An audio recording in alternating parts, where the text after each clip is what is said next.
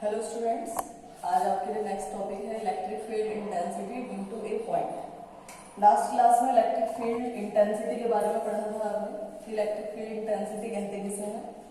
Electric field intensity basically मैं एक बार और रिवाइज कर देती हूँ कि अगर एक पॉइंट चार्ज है उसके चारों तरफ की जो फील्ड होती है that is called electric field, जो आपने पढ़ा था। अगर इसी फील्ड में हम किसी पॉइंट पे जानना चाहते हैं कि ये फील्ड कितनी ज्यादा है या कितनी कम है, तो उसी को बोलते हैं इलेक्ट्रिक फील्ड इंटेंसिटी। जिसके लिए मैंने आपको दो लाइन डायग्राम्स बना के दिखाए थे। अगर ये इलेक्ट्रिक फील्ड लाइंस हैं तो इसके किसी पॉइंट पे जब हम कोई टेंजेंट ड्रॉ करेंगे तो ये इस इलेक्ट्रिक फील्ड की डायरेक्शन को शो करेगा। और साथ ही में एक दूसरा डायग्राम ऐसा था कि अगर किसी पॉइंट पे इलेक्ट्रिक फील्ड लाइंस ज्यादा पास होंगी तो यहाँ पर इलेक्ट्रिक फील्ड इंटेंसिटी ज्यादा होगी, और जहां पर इलेक्ट्रिक फील्ड लाइंस दूर दूर होंगी तो वहां पे इलेक्ट्रिक फील्ड इंटेंसिटी कम होगी। उसी पे बेस्ड आपकी नेक्स्ट डेरिवेशन है electric field intensity due to a point. अगर किसी एक पॉइंट पे एक चार्ज रखा हुआ है, उस पॉइंट की वजह से इलेक्ट्रिक फील्ड इंटेंसिटी कितनी है वो आपको पता लगनी है। जैसे कि यहाँ पे एक डायग्राम देखिए, इस डायग्राम में इस O पॉइंट पे एक चार्ज रखा है Q और एक P पॉइंट पे एक चार्ज रखा है Q नॉट, और इन दोनों के बीच का डिस्टेंस है R। ठीक है, अब हमें देखिए क्या करना है। Consider we need to calculate electric field intensity at point P। हमें निकालना है कि P पॉइंट पे इलेक्ट्रिक फील्ड इंटेंसिटी कितनी है। Q पॉइंट पे एक चार्ज रखा है, इसकी वजह से चारों तरफ इलेक्ट्रिक फील्ड जनरेट हो जाएगी। उस इलेक्ट्रिक फील्ड में एक पॉइंट है P, इस पॉइंट पे हमें इलेक्ट्रिक फील्ड इंटेंसिटी पता करनी है कि इलेक्ट्रिक फील्ड कितनी ज्यादा है या कितनी कम है। तो देखिए, अब चार्ज जो है वो Q पे है, पॉइंट O पे है, which is R distance apart from point P, जो कि P पॉइंट से R डिस्टेंस पे है। अब हमने सपोज कर लिया कि इस P पॉइंट पे भी एक बहुत छोटा सा Q नॉट चार्ज है। अब देखिए, हमने कॉलम्स लॉ पढ़ा था। अगर हम इस P पॉइंट पे जानना चाहें कि इस Q चार्ज की वजह से यहाँ पर कितना फोर्स होगा, तो वो क्या होगा 1/4πε0 Q नॉट अपॉन में R²। और यहाँ पर R कैप आपका है क्या था, यूनिट वेक्टर। यूनिट वेक्टर क्या शो कर रहा था, डायरेक्शन को शो कर रहा था कि फोर्स किस से किस डायरेक्शन में होगी, जो कि मैंने यहाँ पे मेंशन कर दिया है from Q to Q naught. Q से Q नॉट की तरफ होगी फोर्स की डायरेक्शन। अब देखिए, अब क्योंकि हमने लास्ट क्लास में पढ़ा था कि इलेक्ट्रिक फील्ड इंटेंसिटी क्या होती है F अपॉन Q नॉट। अब यहाँ से फोर्स हमने निकाल लिया है Q naught upon 4πε0 R²। Q naught से Q नॉट कैंसिल हो जाएगा, तो आपका जो इलेक्ट्रिक फील्ड इंटेंसिटी आ गई वो Q अपॉन 4πε0 R²। ठीक है, अब इसी पे बेस्ड आपके कुछ न्यूमेरिकल्स से लेकर हम अभी करेंगे। अब हम अपने नेक्स्ट टॉपिक की तरफ चलते हैं, electric field intensity due to a group of charges.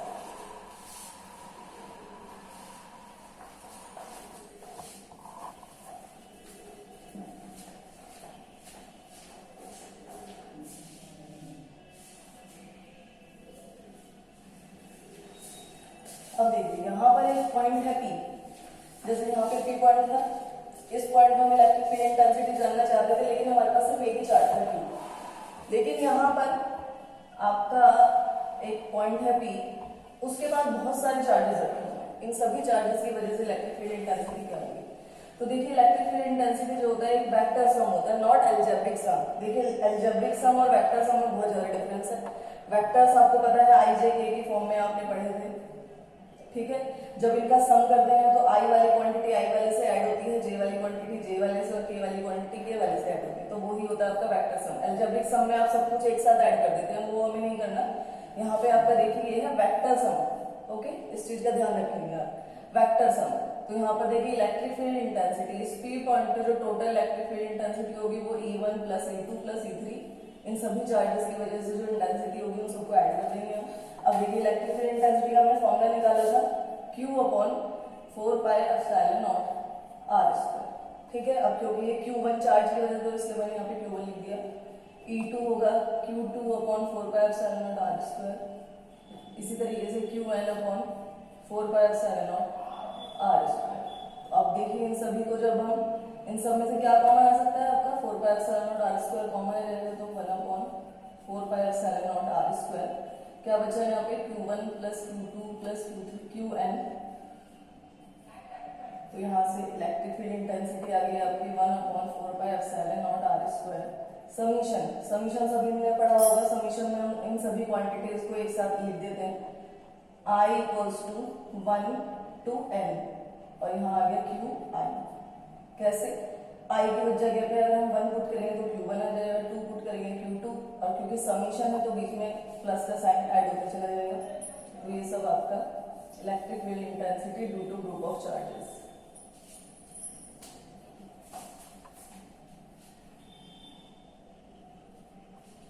ठीक है। अब इसी के साथ ये एक और फॉर्म में हो सकता है आपका कि अगर ये जो डिस्टेंस है ये भी डिफरेंट है, यहाँ पे तो डिस्टेंस सभी का सेम है, अगर ये डिस्टेंस भी डिफरेंट है तो यहाँ पर आपका जो इलेक्ट्रिक फील्ड इंटेंसिटी होगा वो हो जाएगा 1/4πε0। उसमें सिर्फ ये कॉमन आएगा और यहाँ पर हो जाएगा summation I 1 to n Q I upon में आर आई का स्क्वायर। ठीक है। यहाँ पर जो डिस्टेंस होगा वो भी वैरी कर रहा है, r1 distance, r2 distance, r3 distance. इस q चार्ज से q1, q2, q3, q4, qn ये अलग अलग डिस्टेंसेस पे हैं। इनका डिस्टेंस r नहीं है, r1, r2, r3, rn कुछ भी हो सकता है, तो इसलिए हमने यहाँ पे ri लिया। तो यहाँ पे हमने दो फॉर्म पढ़ी है, electric field intensity due to a group of charges. ठीक है। तो अब हम नेक्स्ट टॉपिक देखते हैं अपना। हमारा नेक्स्ट टॉपिक क्या होगा? नेक्स्ट टॉपिक है आपका न्यूमेरिकल्स। अभी हमने इलेक्ट्रिक फील्ड इंटेंसिटी पढ़ा। इलेक्ट्रिक फील्ड इंटेंसिटी के कुछ न्यूमेरिकल्स हैं, या फिर एनसीईआरटी न्यूमेरिकल्स, जो कि बहुत ही बेसिक न्यूमेरिकल्स हैं। आपको ये न्यूमेरिकल्स समझ में आ गए तो आप और जो नेक्स्ट लेवल के न्यूमेरिकल्स हैं वो इजीली कर सकते हैं। तो पहला न्यूमेरिकल है हमारा 2 point charges QA and QB, जो कि है आपके +-3 माइक्रो कॉलम, यानी एक चार्ज आपका पॉजिटिव है, एक नेगेटिव है, दोनों का मैग्नीट्यूड सेम है। Are located 20 centimetre apart in vacuum. ठीक है। वो दोनों 20 सेंटीमीटर की दूरी पे रखे हुए हैं। आपको बताना है कि what is the electric field intensity at the mid point O of the line joining AB। ठीक है। हम मान लेते हैं यहाँ पे कि आपका एक चार्ज A पॉइंट पे रखा हुआ है और दूसरा चार्ज जो है वो B पॉइंट पे रखा हुआ है, और इन दोनों के बीच का जो डिस्टेंस है वो है आपका 20 सेंटीमीटर। ठीक है। अब क्योंकि हमें डिस्टेंस जो है वो मीटर में चाहिए, तो इसलिए हम ये जो डिस्टेंस है R जो है वो 20 सेंटीमीटर की बजाय हम इसको ले लेते हैं सेंटीमीटर को मीटर में चेंज करने के लिए हम ले लेंगे इसको 100 से डिवाइड कर देंगे, तो ये हो गया आपका 0.2 मीटर। ठीक है। अब उसके बाद A पॉइंट में जो चार्ज है हमारे, इसको हम QA लिख सकते हैं। QA equals to QB। दोनों ही चार्जेस हमारे 3 माइक्रो कूलम है। यहाँ पे मैं ऑनली मैग्नीट्यूड शो कर रही हूँ। 3 × 10⁻⁻6 कूलम। ठीक है। माइक्रो को चेंज करने के लिए 10⁻⁻6। अब हमें निकालना है इन दोनों के बिल्कुल बीच में, बिल्कुल सेंटर पे जो इलेक्ट्रिक फील्ड इंटेंसिटी है वो क्या होगी। इलेक्ट्रिक फील्ड इंटेंसिटी आपकी इस O पॉइंट पे बतानी है हमें। अब जैसे लास्ट डेरिवेशन में हमने किया था कि अगर जिस पॉइंट पे हमें इलेक्ट्रिक फील्ड इंटेंसिटी निकालनी है, इलेक्ट्रिक फील्ड इंटेंसिटी का फॉर्मूला होता है Q/4πε0r²। ठीक है। अगर हमें इस पॉइंट पे निकालना है तो इस चार्ज की वजह से जो इलेक्ट्रिक फील्ड इंटेंसिटी होगी वो हम निकाल लेंगे। अब क्योंकि यहाँ पे एक चार्ज में यहाँ पे दो चार्जेस हैं, तो दोनों चार्जेस की वजह से जो इलेक्ट्रिक फील्ड इंटेंसिटी होगी उन दोनों को क्या कर देंगे, हम सम कर देंगे। अब क्योंकि यहाँ पे चार्ज जो है दोनों सेम है, 3 माइक्रो कूलम, तो दो बार ना निकालने की बजाय मैंने क्या कर दिया, इसको डबल कर दिया। समझे आप? क्योंकि अगर मैं इसकी वजह से इलेक्ट्रिक फील्ड इंटेंसिटी निकालूंगी वो भी यही होगी, Q/4πε0r²। डिस्टेंस जो होगा इन दोनों का वो हो जाएगा 10 सेंटीमीटर, हाफ हो जाएगा डिस्टेंस। ओके। ये पूरा 20 है, इतना हो जाएगा 10। ठीक है। और ये वाला डिस्टेंस भी 10 होगा। तो दोनों के लिए ही इस वाले पॉइंट की इस पे इलेक्ट्रिक फील्ड इंटेंसिटी निकालेंगे तो भी Q जो है वो 3 है और R जो है 10। उस तरीके से इसकी वजह से जो इलेक्ट्रिक फील्ड इंटेंसिटी निकालेंगे तो वो चार्ज भी 3 है और डिस्टेंस 10 सेंटीमीटर। ठीक है। तो यहाँ पे इलेक्ट्रिक फील्ड इंटेंसिटी को मैंने क्या कर दिया, डबल कर दिया। अगर आपको ऐसे समझ में नहीं आ रहा तो मैं डायरेक्ट ऐसे लिख देती हूँ, Q1/4πε0r² प्लस Q2/4πε0r²। Q1 जो है इस चार्ज की वजह से जो इलेक्ट्रिक फील्ड इंटेंसिटी और Q2 जो है वो इस चार्ज की वजह से इलेक्ट्रिक फील्ड इंटेंसिटी। अब क्योंकि Q1 और Q2 दोनों ही मेरे इक्वल है तो इसलिए मैंने इसको क्या कर दिया, 2 टाइम्स कर दिया। तो इलेक्ट्रिक फील्ड इंटेंसिटी यहाँ से आ गई हमारी 2 times of Q/4πε0 are square. ठीक है, तो ये हो गया 2, क्यू की वैल्यू हो गई 3 इंटू 10 की power minus 6 upon 4 pi 1 upon 4 pi epsilon not की डायरेक्ट वैल्यू आपको पता है 9 इंटू 10 की पावर 9 और आर स्क्वायर की वैल्यू आर हमने निकाला था 0.2, इसका हाफ करेंगे तो आ जाएगा 0.1। इसको आप सॉल्व करेंगे तो आपका इलेक्ट्रिक फील्ड इंटेंसिटी आपको मिल जाएगा। इसकी जो यूनिट हो गई वो हो गई आपकी न्यूटन पर वोल्ट। ठीक है, अब हम अपने नेक्स्ट क्वेश्चन की तरफ चलते हैं। नेक्स्ट क्वेश्चन भी आपका एनसीईआरटी बेस्ड क्वेश्चन है। अब इस क्वेश्चन को देख लेते हैं। इस क्वेश्चन में आपका है an oil drop of 12 excess electrons is held stationary under a constant electric field of 2.55 into 10 की पावर 4। तो देखिए इलेक्ट्रिक फील्ड इंटेंसिटी यहाँ पर आपको दी हुई है 2.55 इंटू 10 की पावर 4 और साथ ही में आपको डेंसिटी दी हुई है ऑयल की डेंसिटी, जिसको हम रो से डिनोट करते हैं 1.26 ग्राम पर सेंटीमीटर क्यूब। ठीक है, अब इसको ग्राम को हम केजी में चेंज करेंगे तो हो जाएगा 1.26 केजी सेंटीमीटर क्यूब। ये हो गया आपका इंटू 10 की पावर 3। ठीक है, अब यहाँ से ये डेंसिटी आगे आपको निकालनी है radius of the drop, drop की रेडियस निकालनी है। अब यहाँ पे ध्यान से देखिए क्योंकि जो ड्रॉप है हमारी वो स्टेशनरी है, तो उसके ऊपर जो फोर्स लगेगा 4 डायरेक्शन, मान लो ये कोई ड्रॉप है। ठीक है, अगर ये ड्रॉप स्टेशनरी है मीन्स इसको इसके ऊपर जो सब तरफ से फोर्स लग रहा है वो इक्वल है, इसीलिए वो स्टेशनरी है। अगर स्टेशनरी नहीं होती, अगर ये इस डायरेक्शन में जा रही होती तो ये सारे फोर्सेस ज्यादा होते हैं सभी फोर्सेस से। ठीक है, लेकिन क्योंकि ये ड्रॉप जो है वो स्टेशनरी है तो इसलिए इस ड्रॉप के ऊपर इसका जो वेट होगा, weight of the drop equal हो जाएगा आपका total force applied on the drop. ठीक है, कि ड्रॉप के ऊपर जो टोटल फोर्स रहेगा तो सब कुछ वेट के इक्वल हो जाएगा। अब यहाँ से हम वेट कैसे निकालेंगे ड्रॉप का? वेट निकालने के लिए आपने एक फॉर्मूला पढ़ा होगा, density equals to mass upon volume होता है।